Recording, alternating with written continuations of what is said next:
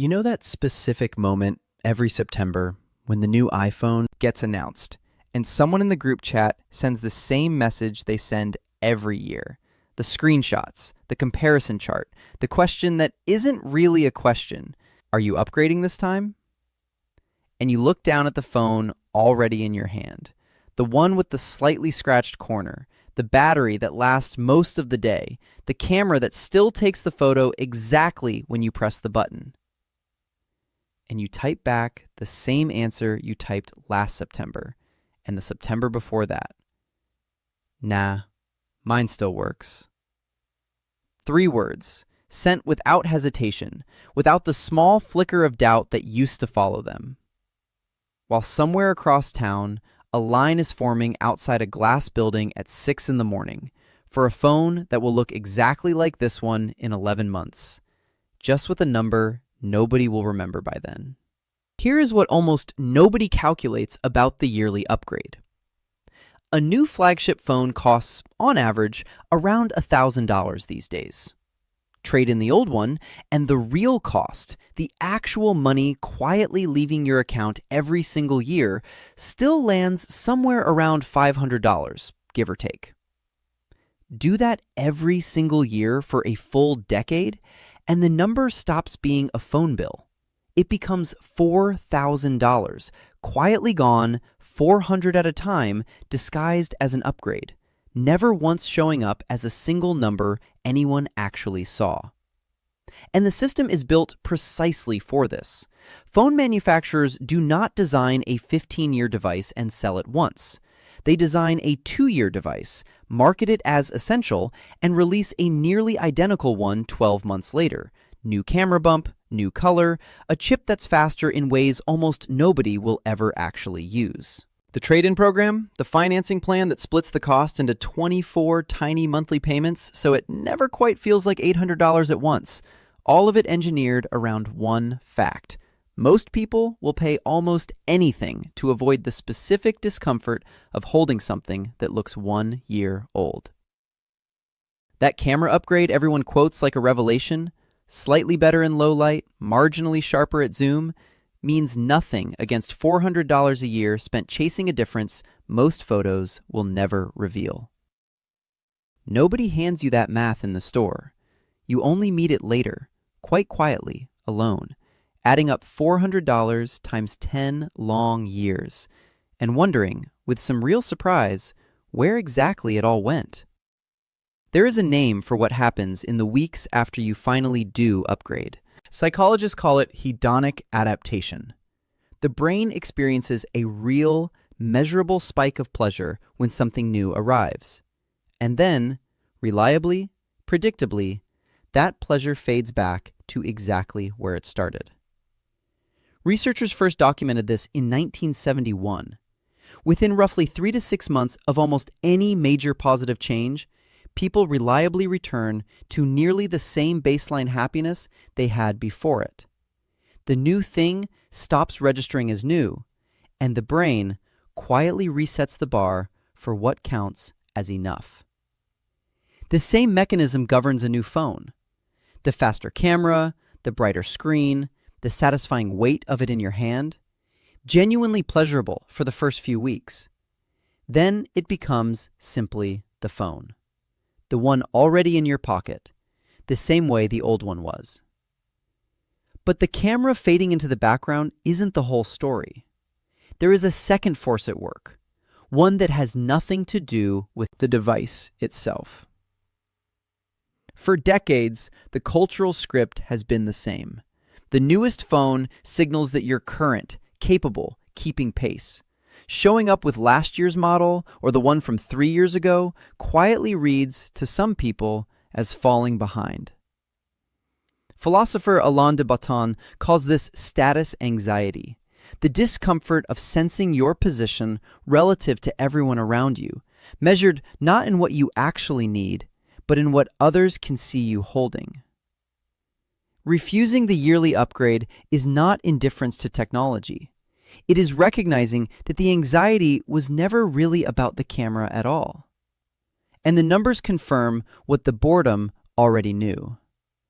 A phone bought new today and kept for 6 years costs per year roughly a third of what the same phone costs when traded in annually. The difference disappearing not into something better, but into the simple act of staying visibly current. 3 forces.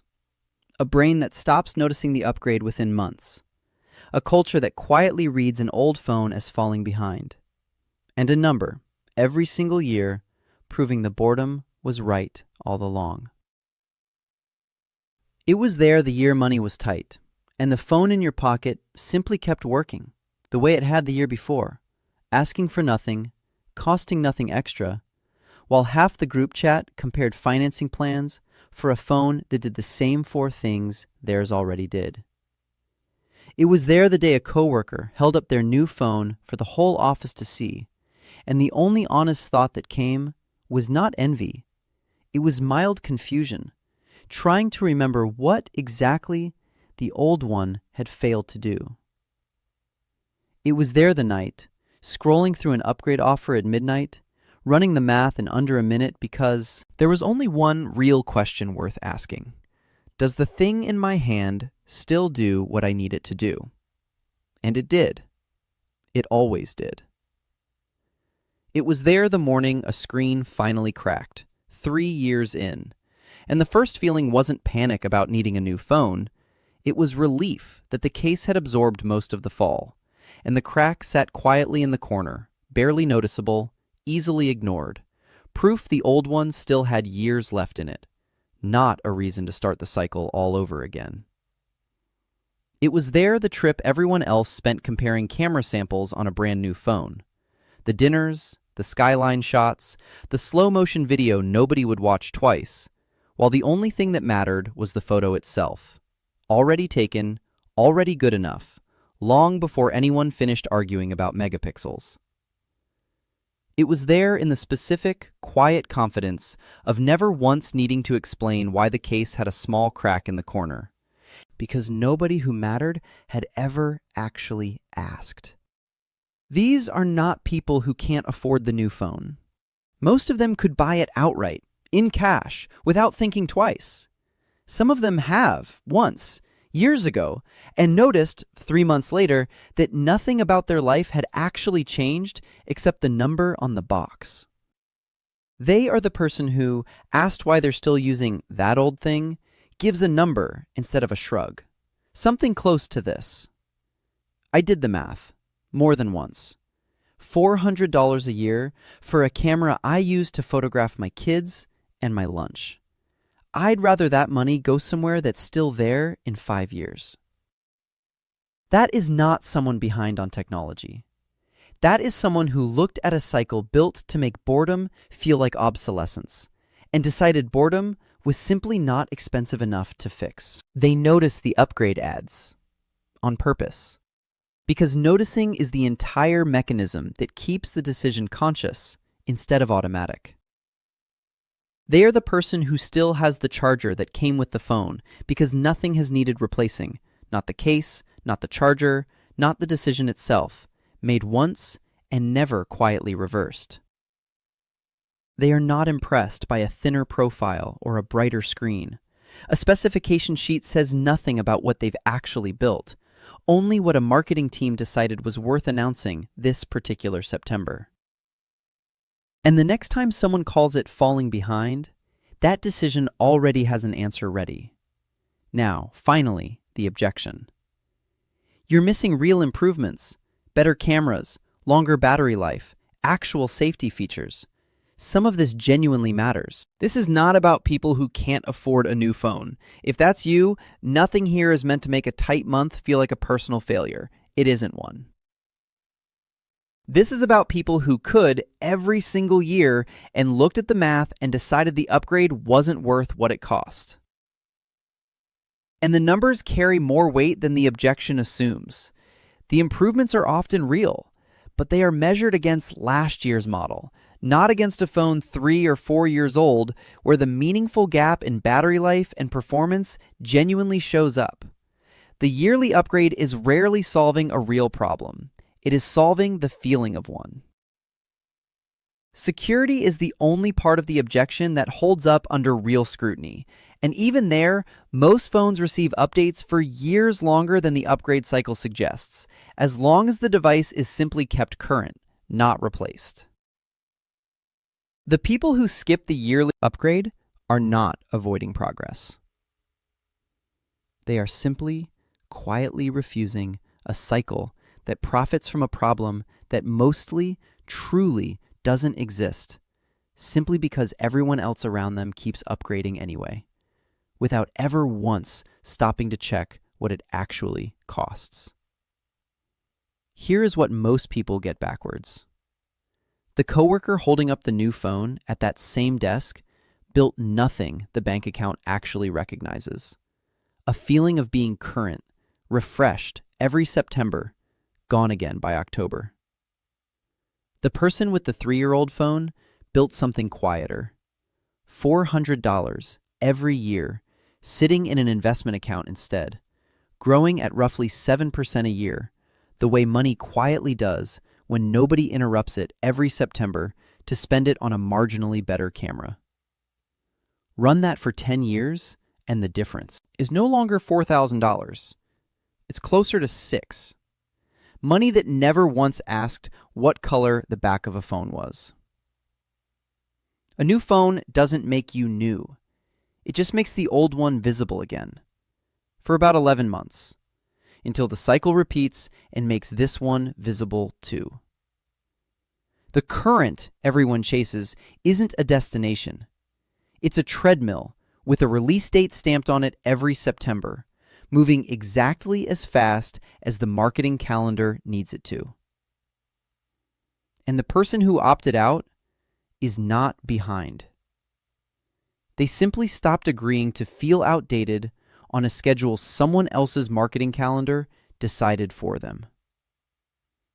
There is a moment people who never chase the latest phone all describe in almost the same way. It is not the September announcement. It is not the group chat comparison. It is months later, watching someone else unbox a phone nearly identical to the one they already had.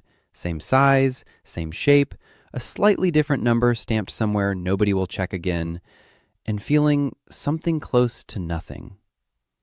Not smugness, not superiority, just the quiet absence of urgency that used to live there.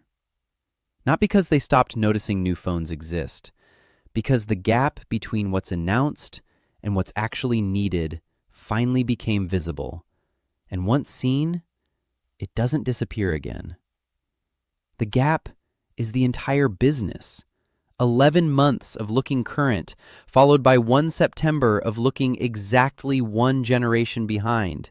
A feeling manufactured on schedule, sold back every single year.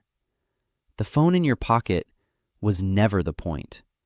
What you didn't spend chasing it was. 10 years from now, nobody asks which September you upgraded in. They ask what you built in all the Septembers you didn't. Do you still have last year's phone? Or the one from 3 years before that? What's the real reason? And has anyone ever made you feel like that was the wrong call? Drop it below. We read every single one.